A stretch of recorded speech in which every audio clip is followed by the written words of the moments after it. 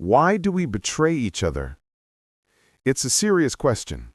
Why, in a world where we all say we value trust and kindness and cooperation, do we so often end up lying, cheating, and backstabbing?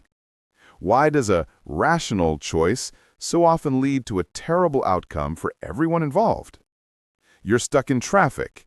You see an empty lane, but you know it merges in a mile. You also know that if everyone just stayed in one line, we'd all get there faster. But you know someone else is going to jump into that empty lane, so you do it first. And because everyone thinks this way, everyone is trapped. You're in a meeting. You have a great idea, but you're afraid if you share it, your boss will steal it. Or worse, your rival will pick it apart. So you stay silent, and the company misses an opportunity. We think of these as moral failures or psychological quirks. But what if they're not? What if this isn't a failure of character, but a failure of logic? What if the problem isn't in our hearts, but in the very rules of the game we're all forced to play?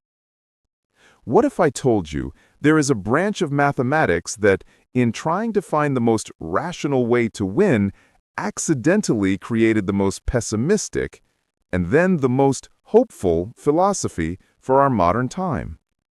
This is the philosophy of game theory. And it's not about winning. It's about understanding the game you're already in. To understand this, we have to start with the most famous thought experiment in all of social science, the prisoner's dilemma. You've probably heard of it, but I want you to forget the puzzle. I want you to feel the philosophy. Here's the setup. You and an accomplice are arrested. The police separate you. They don't have enough evidence for a major conviction, so they offer you both a deal. Rule 1. If you betray your partner, you defect, and they stay silent, they cooperate. You go free. 0 years. Your partner gets 10 years, the maximum sentence. Rule 2. If you both stay silent, you both cooperate. The police can only get you on a lesser charge. You both get 1 year. Rule 3. If you both betray each other, you both defect. You both get 5 years. Now, what do you do? Let's think like a rational player. You don't know what your partner will do, so you analyze the two possibilities. Scenario A. Your partner stays silent. If you also stay silent, you get 1 year. If you betray them, you get 0 years. So, betraying them is the rational choice. Scenario B. Your partner betrays you. If you stay silent, you get the full 10 years. If you also betray them, you only get 5 years. So betraying them is still the rational choice. No matter what your partner does, your best move is always to defect. And here's the kicker. Your partner is in the other room thinking the exact same rational thoughts, so they will also defect. The result? You both betray each other, you both get 5 years. This is the paradox. This is the philosophical trap. The best collective outcome, the one where you both cooperate and only get 1 year, is rationally unreachable. The rational pursuit of self-interest by both players leads to a worse outcome for both of them. This isn't a puzzle. This is a mirror. This is the Cold War. If I disarm and they don't, I lose. If I arm and they arm, we're just stuck. But if I arm and they don't, I win. So I must always arm. This is climate change. If I cut my emissions and they don't, my economy suffers and the planet still burns. If they cut their emissions and I don't, I get a huge economic advantage, so my rational choice is always to pollute. This is office politics. This is international diplomacy. This is the seed of nihilism. Game theory, in its first, purest form, presents a universe that is cold, calculating, and deeply pessimistic. It's a philosophy that says trust is for fools and rationality is just a high-minded word for betrayal. If you're creating a philosophy channel, this is your Nietzschean abyss moment. This is the dark night of the soul. But the story doesn't end there. The prisoner's dilemma is so dark because it feels like a zero-sum game. This is a term you hear all the time, but the philosophical implication is profound. A zero-sum game is one where, for me to win, you must lose. The pie is fixed.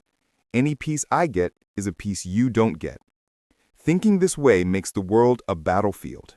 Every interaction is a negotiation where you're trying to not get screwed. This is the philosophy of Robert Greene's 48 Laws of Power. It's a philosophy of pure, zero-sum competition. But most of life isn't this. Most of life is a non-zero-sum game. In a non-zero-sum game, we can both win, or we can both lose. The pie isn't fixed.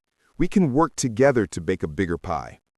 When you and a friend have a great conversation, you both leave happier. That's a +1+1. When you and a coworker collaborate on a project, you create something neither of you could have alone. When two countries trade, they, in theory, both become wealthier. The prisoner's dilemma was a trap, but what if the game itself is wrong? The philosophy of game theory then becomes a question. Am I in a zero-sum game or a non-zero-sum game? This one question will change how you see the world. When you're in a conflict with your partner, do you see it as a zero-sum game? I need to win this argument? Or a non-zero-sum game? We need to solve this problem. But even in a non-zero-sum world, we still have the prisoner's dilemma. We still have the incentive to betray. How do we escape that? Well, you change the most important rule of all. The original prisoner's dilemma has a fatal flaw. It's a one-shot game. You betray your partner, and you never see them again. But that's not life. Life is an iterated game. You don't just interact with your boss, your partner, or your friends once. You're going to see them again tomorrow, and the day after that. A political scientist named Robert Axelrod ran a famous tournament to find the single best strategy for this iterated prisoner's dilemma. He had computer programs submit strategies, and he pit them against each other. Strategies ranged from complex and devious to incredibly simple. There was always defect, the rational choice from the one-shot game. There was always cooperate, the naive, trusting soul. There were programs that tried to model their opponent to be unpredictable. And who won? The always defect program? It did terribly. It got 5 years every single time, and no one would work with it. The always cooperate program? It got exploited and destroyed. The winner, the champion, was one of the simplest strategies submitted. It was called tit for tat. Tit for tat's entire philosophy was just 2 rules. Rule 1. The first time you meet a new player, cooperate. Be nice. Rule 2. After that, do whatever that player did to you in the previous round. Be retaliatory, but also forgiving. If they cooperate, you keep cooperating. If they defect, you defect once to punish them. If they go back to cooperating, you immediately forgive them and cooperate too. This strategy is nice, retaliatory, forgiving, and clear. And here is where the philosophy of game theory becomes truly profound. Axelrod's tournament provided a rational, mathematical, unsentimental, logical basis for what we call morality. It's a philosophy that says, be nice first, because trust is the most valuable resource. Don't be a sucker. If someone betrays you, stand up for yourself. But don't hold a grudge. Forgiveness is a rational strategy, as it allows you to reestablish a mutually profitable relationship. And be clear about your rules so people know where they stand. This isn't just a strategy.